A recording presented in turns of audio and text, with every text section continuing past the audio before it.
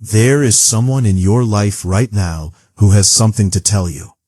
They haven't said it yet, but it's sitting with them every single day. It's in the way they look at you, a half second too long before looking away. It's in the questions they ask that sound casual, but aren't. It's in the silence they leave at the end of conversations, like they were building up to something and then decided, not yet, not today, but soon. And here's what most people don't understand about that silence. It isn't emptiness. It isn't disinterest. That silence is full. It is absolutely full of something they are fighting to hold back. And the reason they're holding it back isn't because they don't feel it. It's because they're terrified, not of you, but of what happens to the version of you they get to keep if the words come out wrong. Today we're going to go somewhere most relationship videos don't take you. We're not going to talk about obvious signs and surface-level body language. We're going to get into the real psychology of what happens inside a person when they are carrying feelings they haven't confessed. What the science actually says. What researchers have found that almost no one is talking about. And why, if this person is real, if they are genuinely afraid to lose you, they will break before you do. Let's start with something that almost no one gets right about confession.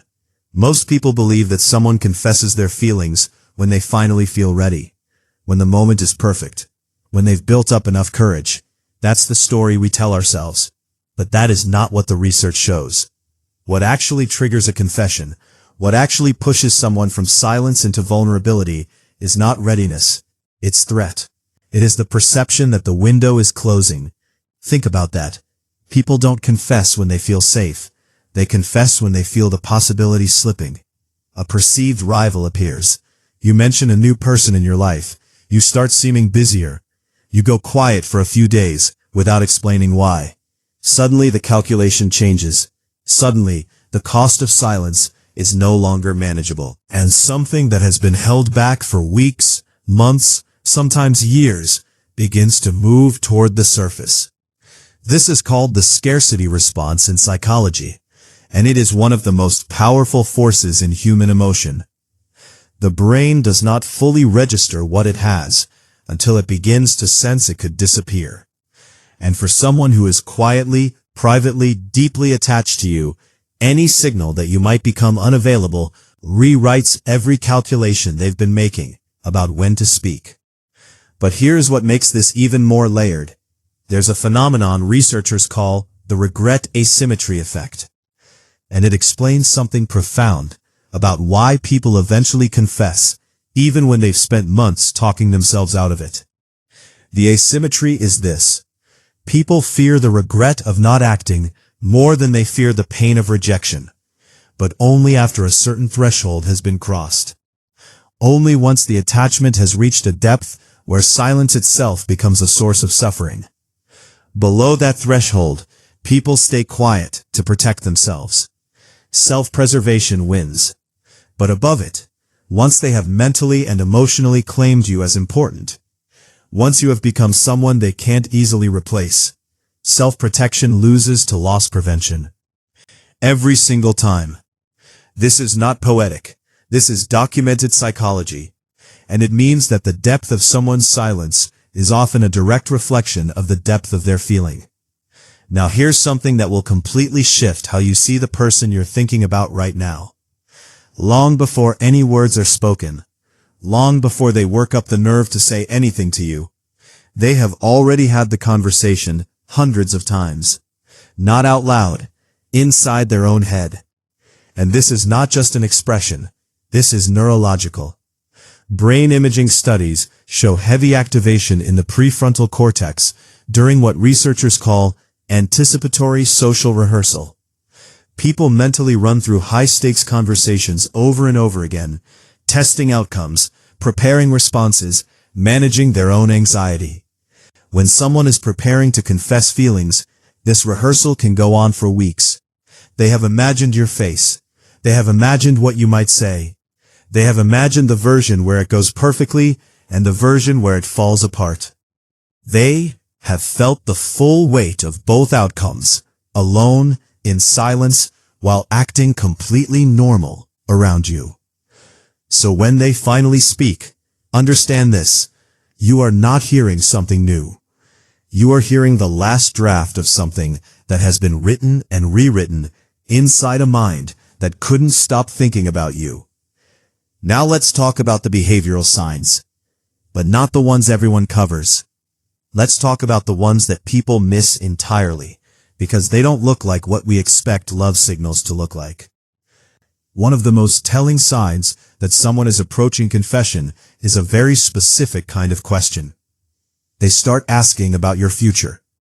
Not in a grand, obvious way. It's subtle. Are you thinking about moving anytime soon? Do you see yourself staying in this city? What are you looking for these days? These sound like small talk. They are not small talk.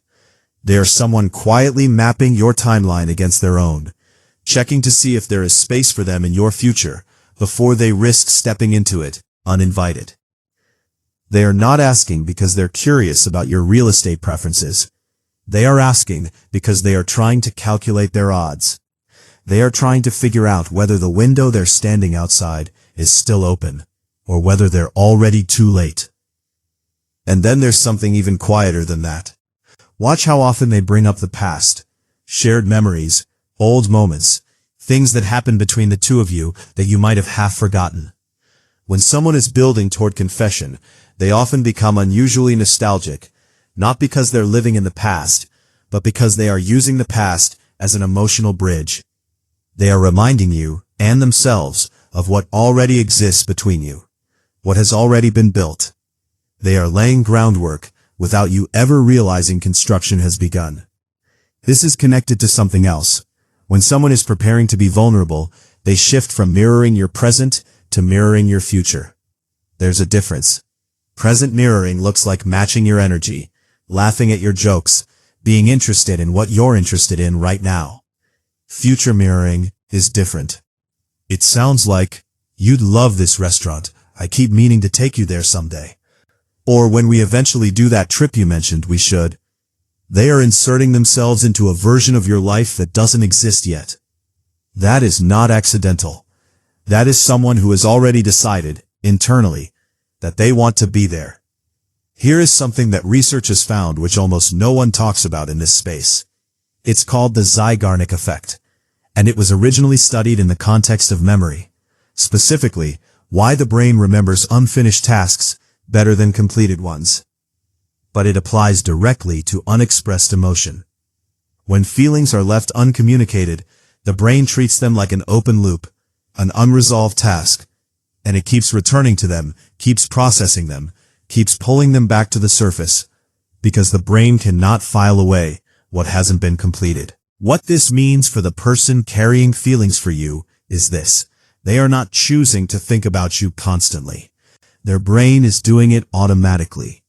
Every time they try to mentally move on, to distract themselves, to talk themselves out of it, the loop reopens, the thought returns, and over time, this creates a kind of psychological pressure that builds and builds until the only way to release it is to finally speak. The confession isn't just an act of courage, it is often an act of exhaustion. They don't confess because the moment is perfect. They confess because the silence has become physically and emotionally unsustainable.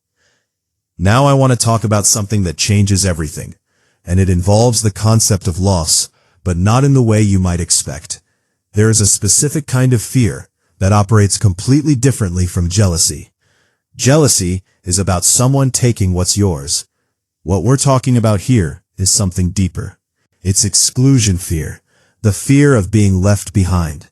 And it's triggered not by seeing someone threaten your connection, but by seeing you thrive without them. By watching you be fully, genuinely happy, and realizing they are not part of that happiness.